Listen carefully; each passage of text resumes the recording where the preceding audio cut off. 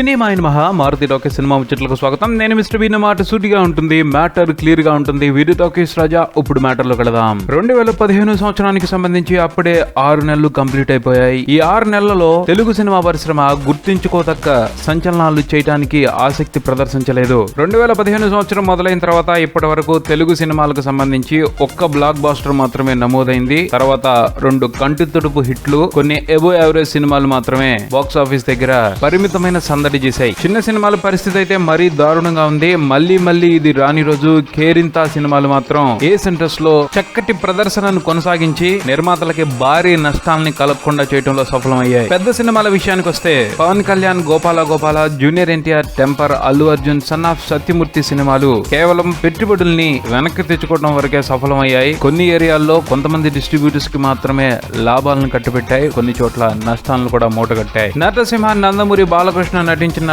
Lion కొంతమంది distributors కి లాభాలను చేకూర్చింది, కానీ నిర్మాతకు మాత్రం నష్టాన్ని కట్టబెట్టింది. 2015 సంవత్సరం తొలి సగానికి సంబంధించి నందమూరి కళ్యాణ్ రామ్ హీరోగా నటించిన పటాసే బాక్స్ ఆఫీస్ దగ్గర గట్టిగా వేలింది. అంటే పరిమిత బడ్జెట్ లో రూపొందిన ఈ సినిమా పెట్టుబడికి 2 times వసూళ్లు సాధించడంలో సక్సెస్ అయింది. ఈ సినిమాతో ఇన్వాల్వ్ అయిన వాళ్ళందరూ కూడా మంచి లాభాలను దక్కించుకున్నారు. ఈ విషయాన్ని పరిగణలోకి తీసుకుని 2015 సంవత్సరానికి సంబంధించి ఇప్పటికీ ఈ నందమూరి హీరోనే టాప్ అని చెప్పుకోవాలి. పోతే ఎప్పట్లానే ఈ 6 నెలల్లో 2 తమిళ డబ్బింగ్ సినిమాలు తెలుగు బాక్స్ ఆఫీస్ మీద మీనింగ్ఫుల్ దండయాత్రను కొనసాగించి మంచి లాభాలను మూటగట్టుకుని పోయాయి. అందులో ఒకటి రఘువరన్ బీటెక్, 2 రాఘవ లారెన్స్ గంగా. ఆ 2 సినిమాలు కూడా వాటితో బిజినెస్ చేసిన వాళ్ళకి మంచి లాభాలను అందించాయి. మొత్తంగా చూసుకుంటే 2015 తొలి సగం తెలుగు సినిమా పరిశ్రమకు సంబంధించి చాలా నిరాశాజనకంగా కొనసాగింది. ఇప్పుడు అందరూ కూడా 2015 రెండో సగం మీదే విపరీతమైన ఆసక్తిని కనబరుస్తున్నారు. చాలా పెద్ద సినిమాలు త్వరలో తెలుగు బాక్స్ ఆఫీస్ దగ్గర సందడి చేయడానికి సిద్ధం అవుతున్నాయి. బాహుబలి,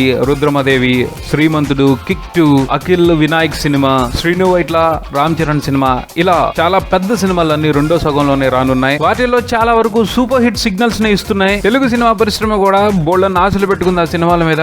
వ్యాపార వర్గం అంతా కూడా తొలి సగంలో ఏర్పడ్డ నష్టాలని రెండో సగం తీర్చేస్తుంది అని ఆశపడుతున్నారు. చూడాలి మరి 2015 సెకండ్ హాఫ్ లో రాబోతున్న ఎన్ని సినిమాలు టాలీవుడ్ బాక్స్ ఆఫీస్ కు సంతోషాన్ని కలిగిస్తాయో. ఇది బుల్టన్, మరో బుల్లతో మళ్ళీ కలుద్దాం. Subscribe and keep watching Maruthi talkies. For me mister B. Talkies Raja. Thank you.